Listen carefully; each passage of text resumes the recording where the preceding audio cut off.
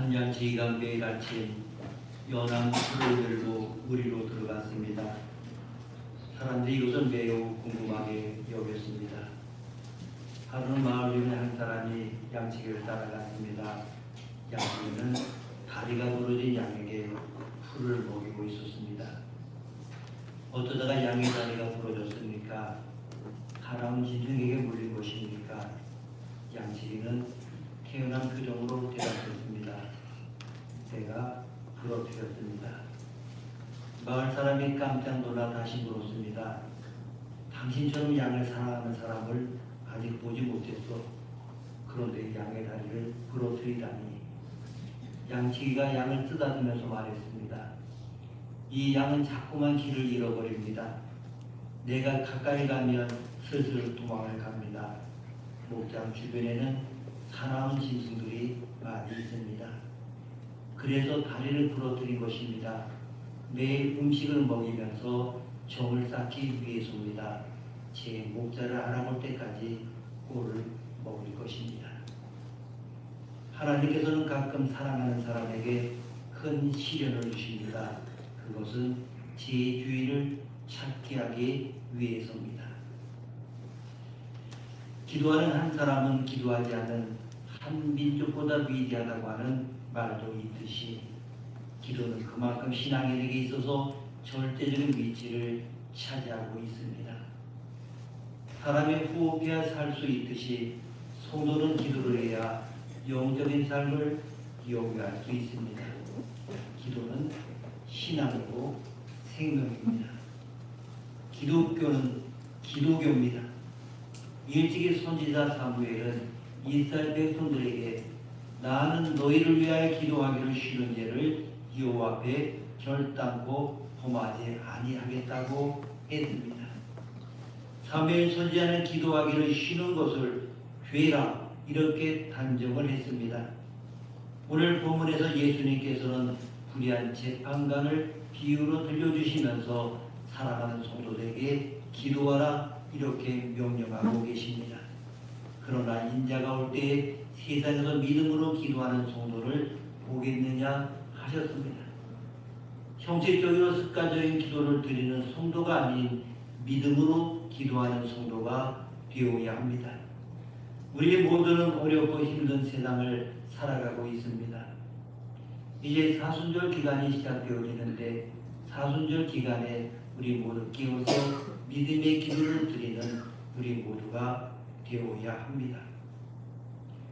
우리나라 사람들에게 보게 되면 5,000년 이어진 뿌리 깊은 무속신앙이 잠재되어 있습니다.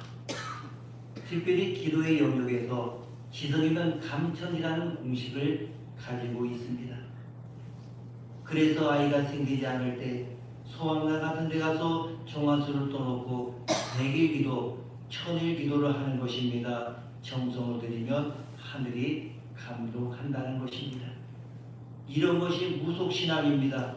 이때 기도의 대상은 상관이 없습니다. 내 필요를 채워준다고 하면 그게 몽달 귀신이든 달걀 귀신이든 빗자루 귀신이든 산신령이든 아무런 상관이 없는 것입니다. 그런데 우리 신앙인들도 하나님을 그런 식으로 우상화시킬 수가 있습니다. 하나님을 두고 우상 노름을 할 수 있다는 말입니다. 지성이면 감천이라고 하는 말은 그런 생각들은 우리가 하나님에게 기도할 때도 마찬가지여서 내가 얼마나 하나님 앞에 열정적으로 기도하느냐, 꾸준히 지속적으로 기도하느냐에 따라서 응답받을 수 있다 이렇게 여깁니다. 물론 기도해 보게 되면 그런 요소도 있습니다만은 그것이 우선적 가치는 아닙니다. 먼저 오늘 본문에 원한이라고 하는 말이 몇 번 나오는지 봅니다. 3절에 나의 원한을 풀어주소서, 5절에 그 원한을 풀어주리라, 7절에 원한을 풀어주시지 아니하시겠느냐, 8절에 그 원한을 풀어주시리라. 아멘. 오늘 본문에 원한이라고 하는 그 단어가 모두 4번 등장합니다. 그런데 원한은 주로 윗사람이 갖게 됩니까? 아니면 아랫사람이 갖게 됩니까? 일반적으로 아래에 있는 약자들이 갖는 것이 원한입니다. 그리고 어떤 일을 원한이라고 말할 수 있으려고 하면 그 일이 정당해야 됩니다. 자기가 잘못해서 생긴 일을 원한이라고 할 수 없습니다. 오늘 본문에 나오는 재판장 불의한 사람입니다. 하나님을 두려워하지 않고 사람을 하찮게 여기는 재판장입니다. 그런데 이 사람이 과부가 나를 번거롭게 하니까 내가 그 원한을 풀어주리라고 생각하게 되었습니다. 이 과부가 와서 아주 번거롭게 한다고 하는 것입니다. 이 번거롭게 한다는 뜻은 이 눈 아래를 계속 치는 것을 말합니다. 그 눈 아래 계속 쥐어박으면 어떻게 됩니까? 시퍼렇게 멍이 듭니다. 말 그대로 눈탱이가 밤탱이가 되어서 시체 말고 얼굴 팔리는 것입니다. 수치를 당해서 괴롭게 되는 것입니다. 이 과부는 매일 가서 어떤 원한을 풀어달라고 요구했습니다. 이 사람은 불의한 재판장이었지만 번거롭고 괴로워서 들어줘야겠다고 결심했다면 그것이 과부의 끈질기 때문입니까? 과부가 요구하는 내용이 정당했기 때문입니까? 당연히 과부가 요구하는 내용이 정당했기 때문입니다.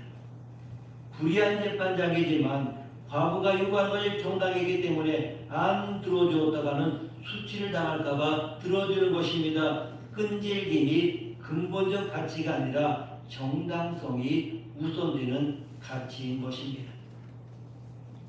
영국의 한 초등학교에 품행이 단정하지 못한 말썽꾸러기 소년이 있었습니다. 이 소년은 폭행을 일삼았습니다. 교장 선생님은 소년의 어머니를 불러서 퇴학을 통보했습니다. 이 아이는 더 이상 교육이 불가능합니다. 어머니는 눈물을 흘리며 구제를 호소했습니다. 그러자 선생님이 말했습니다. 그러면 아들의 행동에 대하여 보증하시겠습니까? 어머니는 대답을 하지 못하고 머뭇거렸습니다. 그때 톰이라고 하는 소년이 손을 번쩍 들었습니다. 제가 보증하겠습니다. 교장 선생님이 다시 소년에게 물었습니다. 보증이 무슨 뜻인지 알고 있느냐? 예, 제 친구가 잘못하면 제가 대신 벌을 받는 것입니다. 톰은 소년을 데리고 옥상으로 올라갔습니다. 그리고 무릎을 꿇은 채 친구의 손을 잡고 기도를 올렸습니다. 결국 교장 선생님은 그 소년을 다시 받아들였습니다. 이후에 이 남북한 꼬마는 양순해졌습니다. 소년은 장성에서 선교사가 되어 평생 아프리카에서 헌신했습니다. 바로잡지 못할 사람은 아무도 없습니다. 다만 편견이 문제를 만듭니다. 악한 자라도 자기 자식에게는 좋은 것을 주는 것이 부모입니다. 하나님 아버지께서는 반드시 구하고 찾고 두드리는 자에게 세상의 선물을 주십니다. 간절하게 기도하는 자에게 좋은 것을 주신다는 그런 의미입니다. 간절한 기도는 하나님이 들어줄 때까지 기도하는 것입니다. 구약의 선지자 엘리야는 우리와 성경이 같은 사람입니다마는 비가 오지 않기를 간절히 기도했을 때 3년 6개월 동안 비가 오지 않았고 다시 기도했을 때 하늘이 비를 주고 땅이 열매를 맺었다고 이렇게 기록하고 있습니다. 기도의 간절성이 중요한 것입니다. 하나님은 우리를 만드시고 사랑하시는 분이고 우리가 안고 일어서는 것을 아시는 분입니다. 그분은 인격과 인격으로 사랑과 사랑으로 우리를 대면하게 원하십니다. 이것이 기도하는 자들이 놓쳐서는 안 되는 중요한 가치입니다. 기도에는 끈질기게 지속적으로 열심히 부르지 않은 요소도 있습니다. 그러나 이보다 더 중요한 가치는 기도의 내용이 정당한가입니다. 정말 하나님의 뜻대로 기도하고 있는가를 살펴야 하는 것입니다. 7절 말씀 함께 읽습니다. 7절입니다. 하물며 하나님께서 그 반다 부르짖는 택하신 자들의 고난을 부르지 아니하시겠느냐? 그들에게 오래 참으시겠느냐? 아멘. 이제 주제가 바뀌고 있습니다. 지금까지는 불의한 재판장의 이야기를 빌어서 기도에 대해 중요한 것이 무엇인가를 가르치셨습니다. 그런데 7절로 넘어가면서 예수님이 원래 하고 싶었던 이야기를 꺼내십니다. 못되고 불의한 재판장도 그 요구한 것이 정당하다면 들어주는데 하물며 하나님일까 보냐 이렇게 말씀하시는 것입니다. 하나님은 들어주겠다고 응답하겠다고 이야기하십니다. 그런데 우리가 놓쳐서는 안 될 중요한 문제가 하나 있습니다. 그 밤낮 부러지는 택하신 자들의 원한을 풀어주지 아니하시겠느냐, 그들에게 오래 참으시겠느냐. 여기 나오는 택하신 자, 이 택하신 자는 누굽니까? 우리 그리스도인들을 말합니다. 우리 그리스도인의 원한을 풀어주신다는 것입니다. 그런데 우리에게 하나님이 풀어주셔야 할 무슨 원한이 있습니까? 우리 그리스도로 살아가면서 쌓인 원한이 있으십니까? 원한이라고 말하려고 하면 거기에 정당성이 담보되어야 됩니다. 우리는 이 세상에 살면서 택한 자로 그리스도로 살아갑니다. 그런데 그리스도로 말씀 못 들고 정직하게 산다면 그의 문을 나서는 순간 우리는 바로 구경거리 바보가 되고 말 것입니다. 고린도전서 4장 9절에서 사도 바울은 우리는 세계고 천사와 사람에게 구경거리가 되었노라고 고백합니다. 구경거리, 사람들이 구경할 만한 것들에 무슨 옳은 뜻이나 진정한 가치는 없습니다. 그냥 우스꽝스럽거나 볼썽사나운 것을 구경거리라 이렇게 말합니다. 바울은 자기가 바로 그런 구경거리가 되었다고 고백합니다. 요즘 기독교가 하도 욕을 먹고 있으니까 어떻습니까? 요즘은 조금 비겁하게 그래서 편하게 사는 것이 현명한 시대입니다. 그러나 우리는 시류에 따라 사는 사람들이 아닙니다. 하나님의 말씀을 붙들고 그 원리대로 순종하며 사는 사람들입니다. 그렇게 살면서 손해보고 고난받는 것을 즐거워하는 사람들입니다. 성경의 일관된 가르침이 무엇입니까? 복음과 함께 고난을 받으라. 나의 십자가를 메고 와서 내게 배우라. 이 길은 좁고 협착하여 찾는 이가 적다라고 말씀하고 있습니다. 예수 믿으면 만수무강, 무병장수, 만사 형통한다는 말이 성경 어디에 있습니까? 예수 믿으면 복받을 때마다 승리하고 아이들이 족족 명문대에 들어가고 그런 것입니까? 그것이 아니지 않습니까? 하나님의 원리대로 말씀대로 살면 저 문을 나서는 순간 우리는 철저하게 벌고 벗겨져서 구경거리가 됩니다. 어쩌면 우리는 그 용기가 없는 사람일지도 모릅니다. 그런데도 말씀대로 사는 택한 자들은 이 땅에도 원한을 차곡차곡 쌓는 것입니다. 하나님의 말씀대로 살다가 손해보고 고통받는 것은 택한 자들의 원한이라고 합니다. 우리는 장사하면서 세금을 제대로 내고 이윤을 정직하게 남겨야 됩니다. 특별히 학생들은 컨닝을 들어서 학종 관리하면 안 됩니다. 남들은 다 하더라도 우리 그리스도인들은 해서는 안 됩니다. 하나님 앞에서 시험을 치른다고 생각한다면 답은 자명합니다. 범죄로 싼 스펙이 하나님 앞에 무슨 의미가 있겠습니까? 시류를 따르지 않고 이 악물고 버티면 성경적 가치 말씀을 지키는 사람들은 원한이 쌓일 수밖에 없습니다.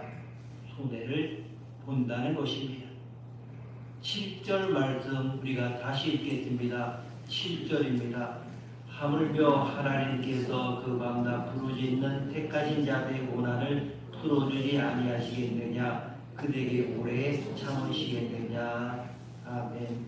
무슨 뜻입니까? 들어주겠다는 것입니까? 안 들어주겠다는 이야기입니까? 당연히 들어주겠다고 하는 그런 말씀입니다. 8절 말씀 함께 읽습니다. 8절입니다. 내가 너에게 이르노니 속이 그 고난을 풀어주시리라. 그러나 인자가 올 때에 세상에서 믿음을 보겠느냐 하시니라. 아멘. 여기에서 반전이 일어납니다. 인자가 올 때, 그러니까 예수님의 재림하실 때에 믿음이 있는 자를 찾겠다고 하십니다. 뒤집으면 무슨 말씀입니까? 인자가 재림하는 날까지 택한 자의 고난이 풀어지지 않을 수 있기 때문에 믿는 자를 찾는다는 것입니다. 그러니까 응답이 안 될 수도 있다는 말입니다. 하던 기도마저 내게 딱 풀리십니까? 응답도 안 된다는데 그런 기도는 왜 해? 하는 마음이 여러분 드십니까? 1절 말씀을 우리가 다시 봅니다. 1절 말씀 함께 읽습니다. 예수께서 그들에게 항상 기도하고 낙심하지 말아야 할 것을 비유로 말씀하여 아멘. 오늘 우리가 배우고 있는 기도에 관한 가르침은 끈질기게 기도하라는데 초점이 있는 것이 아니라 낙심하지 말라는데 초점이 있습니다. 모든 일을 정말로 그만두고 오직 기도에 붙들라는 말씀이 아닙니다. 사도 바울도 쉬지 말고 기도하는 것이 우리를 향하신 하나님의 뜻이라고 했습니다. 이 말씀 무엇입니까? 매 순간은 주님의 도움과 인도하심에 자신을 맡기는 순종의 삶을 살라고 하는 것입니다. 조용한 시간을 별도로 내어 하나님께 기도하는 것이 필수적인 요청이 됩니다마는 구체적으로 삶 속에서 하나님의 뜻을 깨닫고 실천해 나가는 것도 기도하는 것입니다. 우리는 종종 하나님의 깊고 오묘한 계획을 이해하지 못하고 조바심하고 의심할 때가 많습니다. 그러나 하나님은 우리의 간구에 반드시 응답하시되 적절한 때에 최상의 것으로 응답을 하십니다. 그러기 때문에 어떤 경우에라도 기도하다가 포기하거나 낭망하지 말아야 하는 것입니다. 항상 기도하면 낭망에 물러가지만 낭망하면 항상 기도하기가 불가능합니다. 항상 기도와 낭망은 반비례합니다. 모든 성도는 지금 기도하는 중이거나 낭망 중에 있는 것입니다. 여러분 지금 기도와 낭망 어느 쪽에 계십니까? 낭망의 자리에서 기도의 자리로 유턴하시고 위치와 방향을 바꿔야 합니다. 기도하다가 왜 낙심이 됩니까? 응답이 안 되니까 낙심하는 것입니다. 방금 예수님의 재림하실 때까지도 응답이 안 되는 것이라 말씀드렸습니다. 우리가 기도를 새롭게 인식한다는 중요한 과제가 바로 이것입니다. 그럼 이게 뭐야? 열심히 기도해도 안 될 수도 있다는 이야기 아니야. 정당한 기도인데 말이야. 예, 맞습니다. 그런데 정말 응답이 안 됩니까? 요한복음 6장을 보게 되면 요한계시록 6장 9절에서 10절 말씀 함께 읽습니다. 다섯째 인을 빼실 때에 내가 보니 하나님의 말씀과 그들이 가진 증거로 말미암아 죽임을 당한 영혼들이 제단 아래에 있어 큰 소리로 불러 이르되 거룩하고 참되신 데의 주제요 땅에 거하는 자들을 심판하여 우리 피를 갚아주지 아니하시기를 어느 때까지 하시려 하나이까 하니. 아멘. 이 말씀을 보게 되면 하나님의 말씀대로 살다가 죽임을 당한 영혼들의 기도가 응답이 된 것 같습니까? 아직 안 되었습니다. 제단 아래에 하나님의 말씀 붙들고 그 증거대로 살다가 억울하게 죽임을 당한 택가진 자들의 원한이 아직도 있는 것입니다. 제단 아래에 있습니다. 우리 피를 갚아주지 아니하시기를 어느 때까지 하시려 하시나이까 하고 사람들이 부르짖고 있습니다. 그런데 사람들이 대주제 데스포테스에게 부르짖고 있습니다. 당시 로마는 세계 중심이었고 로마의 중심은 황제의 보좌였습니다. 그 보좌를 가리켜서 대주제 데스포테스라고 하는 단어를 씁니다. 그런데 왜 사도 요한이 이 단어를 사용했습니까? 로마의 황제의 보좌, 그러니까 대주제에는 세 가지 개념이 있습니다. 심판과 통치와 영광이 그것인데 그 보좌에서 통치가 시작되고 심판이 이루어지고 모든 영광이 그곳을 향합니다. 이것을 사도 요한이 멋지게 뒤집는 것입니다. 웃기지 마라 이놈들아, 천지를 지으시고 역사의 주관자 되시는 하나님만이 진정한 대주제이시다. 모든 심판과 모든 통치와 모든 영광이 그분에게만 있다. 이렇게 말하고 있습니다. 여기에 억울하게 죽임당한 택하신 자들이 아직도 응답받지 못한 채 어느 때까지 우리 피를 갚아주지 않으시겠냐고 대주에게 부르짖고 있습니다. 아직도 기도 응답이 안 된 것처럼 보입니다. 요한계시록 8장 3절에서 5절 말씀, 요한계시록 8장 3절에서 5절 말씀 함께 있습니다. 또 다른 천사가 와서 제단 곁에 서서 금 향도를 가지고 많은 향을 받았으니 이는 모든 성도의 기도와 합하여 보좌 금제단에 드리고자 함이라. 향연이 성도의 기도와 함께 천사의 손으로부터 하나님 앞으로 올라가는지라. 천사가 향도를 가지고 제단에 불을 담아다가 땅에 쏟음에 우레와 음성과 번개와 지진이 나더라. 아멘. 드디어 이제 향로의 향과 함께 성도들의 힘이 지고 억울한 고난의 삶이 버무려진 기도가 올라갑니다. 성도들의 기도와 함께 향연이 천사의 손에서 하나님께로 올라가는데 천사가 향로의 제단의 불을 담아 땅에 쏟습니다. 드디어 심판이 시작되는 것입니다. 응답이 이루어지는 것입니다. 여기서 우리는 기도에 대한 중요한 한 지평을 보게 됩니다. 지금 우리가 누리는 한국교회의 엄청난 기적과 부흥은 물론 당대 사람들의 수고도 있습니다만 더 깊은 뿌리가 있다는 사실을 알아야 합니다.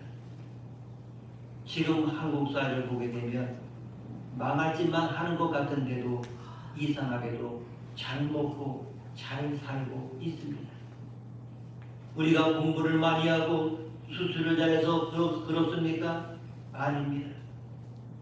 선교 축의 믿음의 선조들은 골짜기가 모여서 밤새 찬송하고 기도했습니다. 눈물을 곱씹으며 좁은 길을 걸어간 궁핍한 가운데 목회하는 그들의 기도를 덧입어서 지금 우리가 먹고 사는 것입니다. 70년이 넘는 시간 동안 광명을 보지 못하고 지하에서 신음하며 기도하는 북녘의 동포들을 위해서 100년 후에 다음 세대를 위해서 무엇을 해야 합니까? 가장 위대한 일이 바로 기도하는 것입니다. 기도는 시대를 넘고 역사를 넘고 국가를 넘습니다. 우리가 미래를 위해 가장 적극적으로 할 수 있는 일이 기도여야 합니다. 그런데 기도는 낙심을 몰고 올 수 있다는 것 또한 기억해야 됩니다. 내가 열매 맺고 꽃 피우려고 하니까 낙심할 수밖에 없습니다. 교회는 다시 한번 말세 끝 진리가 혼란한 때에 어둠에 잠들어 있는 이 시대를 위하여 뜨겁게 기도해야 합니다. 골짜기의 마른 뼈들이 생기를 받고 하나님의 군대가 되어 일하는 환상을 보면서 기도해야 합니다. 기도하다가 열매를 아니 꽃을 보지 못하고 갈 수도 있습니다. 그러나 그 기도가 정당한 역사의 가치를 가졌다면 반드시 응답됩니다. 지금 우리가 은혜를 누리며 사는 것은 그 기도를 먹고 살기 때문입니다. 1세대의 믿음의 선배들이 식뿌리를 먹으면서 소나무를 붙잡고 부르짖었던 기도가 있었기에 지금 우리 민족이 기적을 경험하는 것입니다. 그 애는 이 은혜를 입고 있는 것입니다. 이제 수요일부터 사순절 기간이 시작이 됩니다. 항상 기도합시다. 간절히 기도합시다. 확신 있게 기도합시다.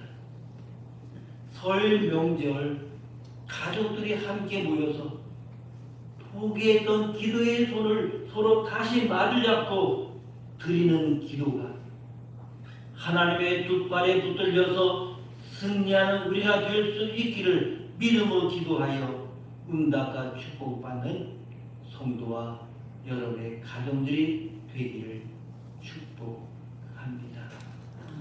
기도하시겠습니다. 하나님 아버지, 저희로 하여금 항상 기도하며 낙심하지 않게 하옵소서. 기도는 세대를 넘고 역사를 넘고 국가를 넘습니다. 우리가 미래를 위해 가장 적극적으로 기도하게 하옵소서. 설 명절 가족들이 함께 모여 포기했던 기도의 손을 다시 마주잡고 드리는 기도가 하나님의 두 팔에 붙들려서 승리하게 하옵소서. 예수님의 이름으로 기도드립니다. 아멘.